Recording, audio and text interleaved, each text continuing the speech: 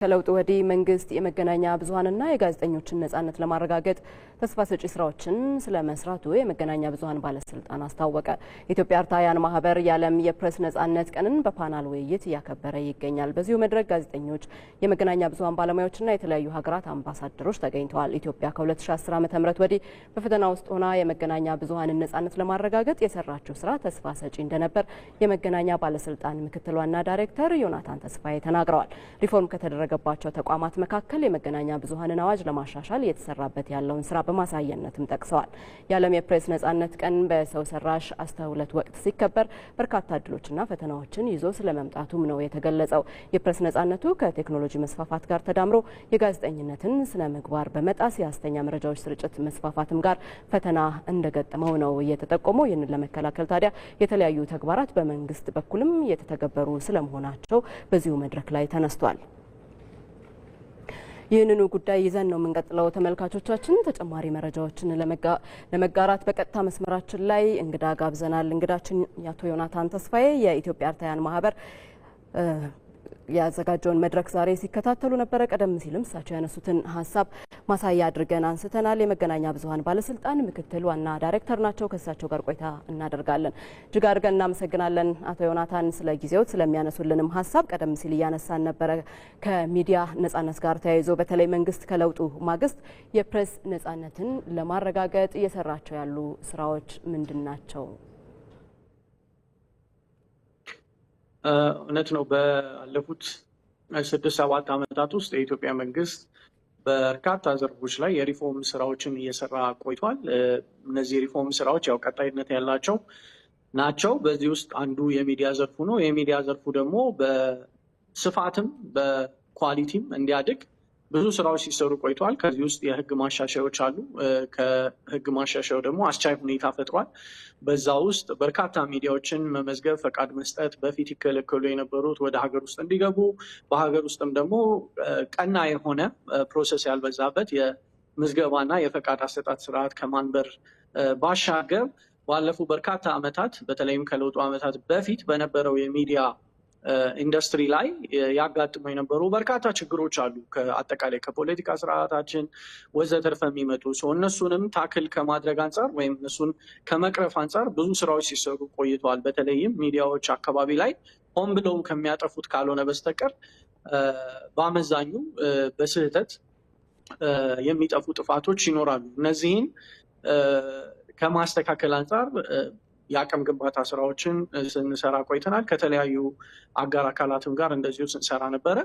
ስለዚህ በአጠቃላይ ባለፉት 7-6 ዓመታት ውስጥ የሚዲያ ዘርፉን ሪፎርም ከመምራት ኢምፕሊመንት ከማድረግ ከማገዝ ቀና መስመር ይዞ እንዲሄድ ከማድረግ አንጻር በጣም በሆደ ሰፊነት በጣም በብዙ ፈተናዎች ውስጥ የተለያዩ ግጭቶች፣ የተለያዩ አጀንዳ ያላቸው አካላት ሀገራዊም ቀጠናዊም በሆኑ ጉዳዮች ጭምር ወጥረው ይዘውን ባለ ወቅትና ሚዲያው ደግሞ በዚህ ውስጥ ከፍተኛ ተጽዕኖ የሚያሳድርበት አንዳንድ አካላትም ይህንኑ ተጠቅመው የዜጎችን ወጥቶ መግባት በሰላም መኖር የሀገራችንም ፋንዳሜንታል የሆነው ብሔራዊ ጸጥታና ብሔራዊ ጥቅሞቻችንም በሚገዳ ደረጃ የሚሰሩ ስራዎችን ከሁኔታ ልንሄድ ከምናስብበት ነገር አንጻር ሪፎርም ያው አድካሚ መሆኑ ፔንፉል መሆኑ የታወቀ በመሆኑ ወደ ሰፊ በመሆን በማስተዋል በጥበብ እየተመራን የቆየው ይሄም ተጠናክሮ የሚቀጥል ነው የሚሆነው። ዛሬ የፕሬስ ፍሪደም ዴይን ስናከብር ባለፉት 7 ዓመታት ያገኘናቸውን በጣም አበረታች ውጤቶች ትልቅ ዋጋ በመስጠት ያሉብንን ፈተናዎች ደግሞ ከቴክኖሎጂም ጋር ተያይዞ የተጋረጡብን ፈተናዎች በርካታ ናቸው። እነሱንም ጭምር ኢኖቬቲቭ በሆነ መንገድ ዘርፉን ከዘመን ጋር ዘምኖ የህዝብን የመረጃ ተደራሽነትና ስልጡን ማህበረሰብ ከመፍጠር የዲሞክራሲ ስርዓት ግንባታንም በእኛው ልክና በእኛው የእርምጃ ልኬትና በእኛው የማህበረሰብ እሴት ባህል ባገናዘበ መልኩ ተጠናክሮ እንዲቀጥል መወጣት ያለባቸውን አዎንታዊ አበርክቶት እንዲወጡ እንደ ሬጉላቶሪ ተቋም ማድረግ የምንችላቸውን ነገሮች ሁሉ በህግ ማዕቀፍም በፖሊሲ በማስፈጸምም በመርህም እየሰራን ያለ ነው እና ይሄንን ቀን ስናከብር ባለፉት ዓመታት ያገኘናቸውን ጥሩ ተሞክሮዎች፣ ልምዶች፣ ውጤቶች ትልቅ ዋጋ በመስጠት ፈተናዎቻችንን ለማለፍ ደግሞ ውይይቶችን፣ አጋርነቶችን በማጠናከር ወደፊት በመራመድ ላይ ምናልባት ከዚሁ ካነሱት ጉዳይ ጋር አያይዘን አንድ ነገር እናንሳ። ከመዘመን ጋር ሲያነሱ በተለይ የቴክኖሎጂ መስፋፋት አሁን ላይ ለፕሬስ ነጻነቱ ምን እድሎችን ይዞ መጥቷል? ፈተናዎች ውስጥ በምን መልኩ ነው የሚገለጹት? እውነት ነው። ሁሉ ነገር የራሱ መልካምና መጥፎ ገጽታዎች ይኖሩታል። በአንድ በኩል ቴክኖሎጂ የመረጃ ተደራሽነትን ከማፋጠን ብዙሃኑን ተደራሽ ከማድረግ ብዙሃኑን በመረጃ ስርጭት ውስጥ የራሳቸው አበርክቶት እንዲኖራቸው በአጠቃላይ ድሮ ፕሬስ ፍሪደም ነው የምንለው። ምክንያቱም ፕሬሱ ወይም ሚዲያው ነፃነት ይፈልጋል ነው። ዛሬ ሁሉም ዜጋ ሀሳቡን በነፃነት የማንሸራሸር መረጃ የማሰራጨት የመቀበል ነፃነት ቴክኖሎጂው ራሱ ሰጡታል። ስለዚህ ይሄ ቴክኖሎጂ ትልቅ እድል ነው የፈጠረው። በኢኮኖሚው፣ በፖለቲካው፣ በማህበራዊ ጉዳዮች ላይ መረጃዎች በፍጥነት በብዛት እንዲሰራጩ መልካም አጋጣሚ፣ ምቹ ሁኔታ ፈጥሯል። ይሄ ምቹ ሁኔታ ደግሞ ያለ ራሱ እንከን አይደለም የሚመጣው። በአንድ በኩል በጣም የመረጃ ኦቨርሎድ አለ። ዜጎች የሚዲያ ሊትሬሲ ወይም የመረጃ ኮንሳምፕሽናቸውን መረጃ አቀባበል ስርዓታቸውን ማስተካከል፣ እዛ ላይ ግንዛቤ ማስጨበጫ መድረኮች፣ ስራዎች መስራት በጣም አስፈላጊ ነው የሚሆነው። ከዘመኑ ጋር አብሮ መዘመን ሲባል እነዚህንም ጭምር የሚዲያ ሊትሬሲ የምንለውንም ጭምር በሚዲያዎችም በዜጎችም ዘንድ ማስረጽ ያስፈልጋል። እንዴት መረጃ እጠቀማለሁ? ከየት ነው መረጃ የማገኘው?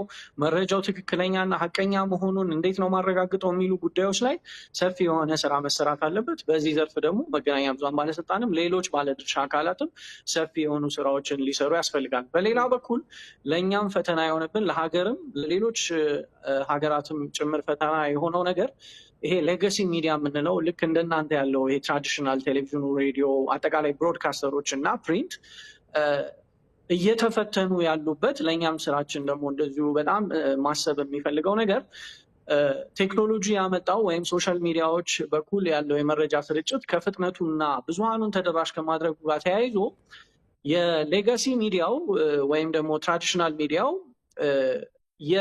በአንዳንድ በኩል የታብሎይድ ይሄ ዝም ብሎ የሀሜትና የወሬ ማቀባበል አይነት ባህሪ እየተስተዋለበት መጥቷል። ይሄ ክሊክ ቤት የምንለውን ሶሻል ሚዲያ ላይ ወይም ሌሎች የኢንተርኔት አማራጮች ላይ መረጃዎችን ብዙ ሰው እንዳያቸው ሲባል ብቻ ገንዘብ ለማግኘት ሲባል ብቻ በጣም ሴንሴሽናል የሆኑ ስሜት ቆስቋሽ ምንም ዴፕዝ የሌላቸው ነባራዊ ሁኔታን ያላገናዘቡ ኮንቴክስትን አውድን ያላገናዘቡ መረጃዎችን የሚያሰራጩበት ሁኔታ አለ። ይህንን ከመታገል ከመፍታት አንጻር በሁሉም አካላት ዘንድ ሰፊ ስራ ይጠይቃል። ሀሰተኛ መረጃና ጥላቻ ንግግርንም ለመከላከል ኦልሬዲ የወጣ አዋጅ አለ። ያንን አዋጅ ለማስፈጸም የሚያግዙ ደንቦችም እንደዚሁ መውጣት ይኖርባቸዋል እና በዚህ መልኩ ምሉዕነት ያለው መፍትሄ የሚፈልጉ ቻሌንጆች አሉ። ነገር ግን ቴክኖሎጂ እናመሰግናለን። አቶ ዮናታን ተስፋዬ መገናኛ ብዙሃን ባለስልጣን ምክትል ዋና ዳይሬክተር፣ መልካም ጊዜ።